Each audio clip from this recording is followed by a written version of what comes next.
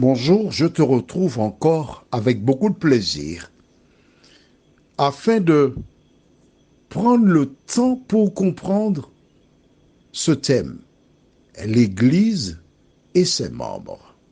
Numéro 3. Juste avant, prions. Notre Seigneur et notre Dieu, nous sommes heureux de revenir afin de découvrir ce que tu attends de tes enfants.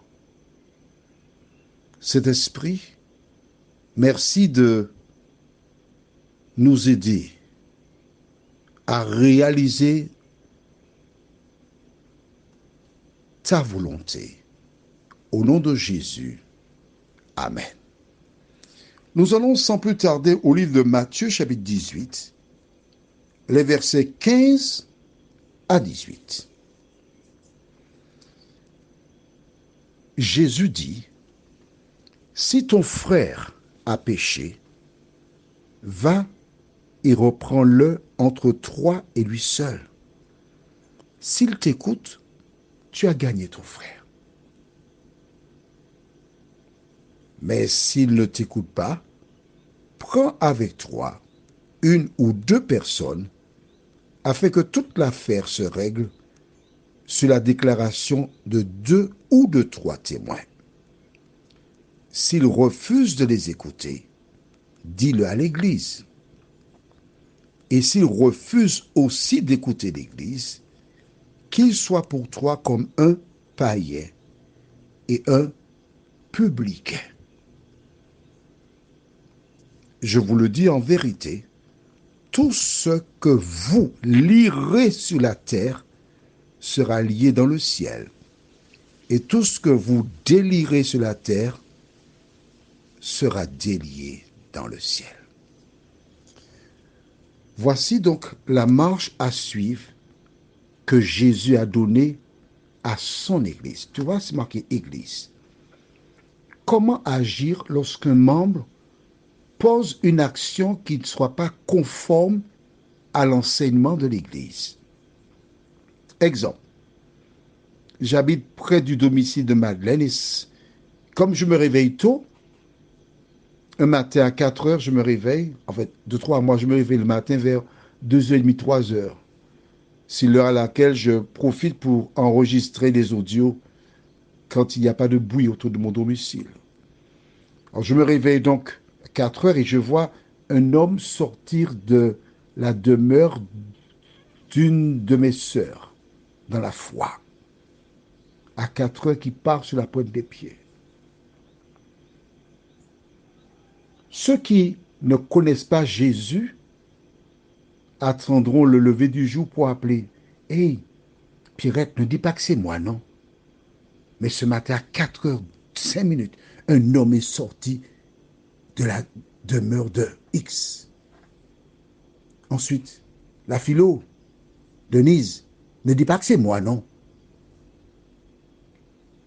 Si tu es une chrétienne ou un chrétien, tu n'as pas ce comportement-là. Même si la personne ne fait pas partie de ta communauté, mais tu as de bonnes relations avec elle, ton devoir, c'est de trouver le moment propice pour l'aider. Mais nous restons dans le cadre de la spiritualité.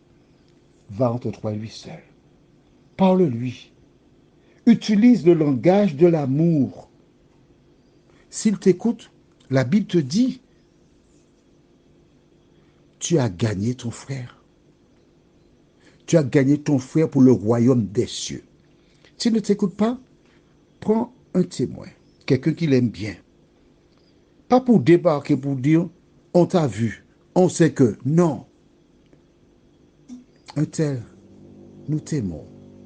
Et c'est parce que nous t'aimons que nous faisons cette démarche. Et adresser une parole avec tact, sagesse. Si la personne ne veut pas entendre, elle dit, ah, j'aime mes affaires, je ne peux pas vivre sans ça, je ne peux pas vivre sans faire ça, je reste dans ça. Alors, à ce moment, tu le dis à l'église. Et c'est là, il y a un petit problème, un gros problème, je vais dire. Verset 17.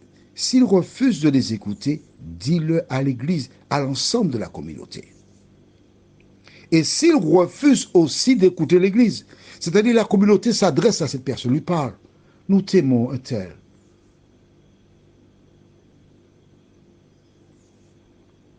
Et si la personne refuse d'écouter l'Église, vois-tu, des hommes ont, dans certaines communautés, décidé de faire autrement que ce que dit la Bible. Mais tu lis, tu sais lire. Regarde, s'il refuse d'écouter l'Église, à ce moment-là, il est considéré comme un païen, c'est-à-dire donc il est exclu de la communauté. Est-ce que c'est ce que tu as compris là?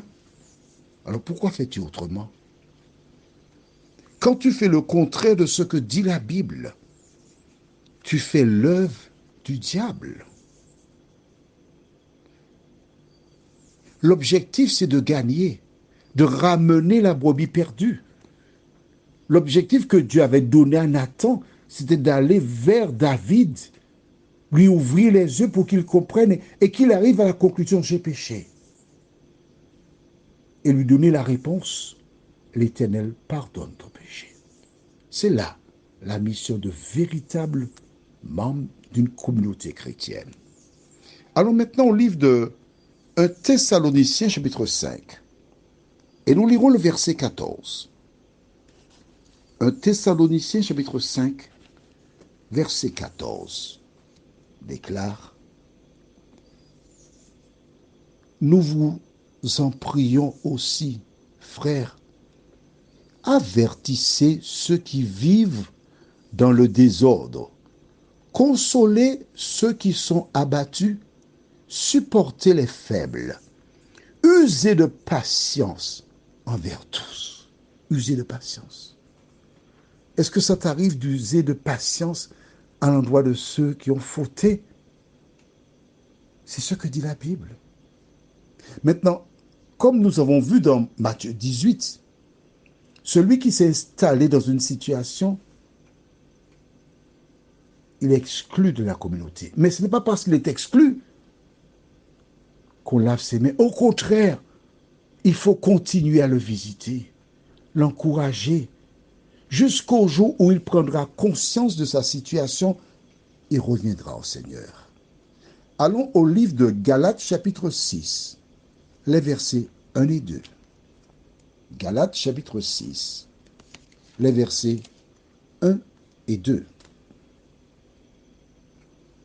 Frères, si un homme vient à être surpris en faute, vous qui êtes spirituels, redressez-le avec un esprit de douceur.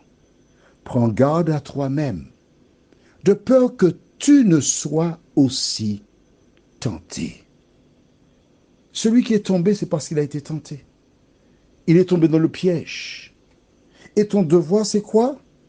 Redressez-le avec un esprit de douceur.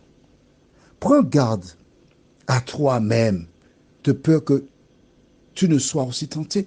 Oui, ça peut t'arriver. Tu n'as pas la même faiblesse que lui.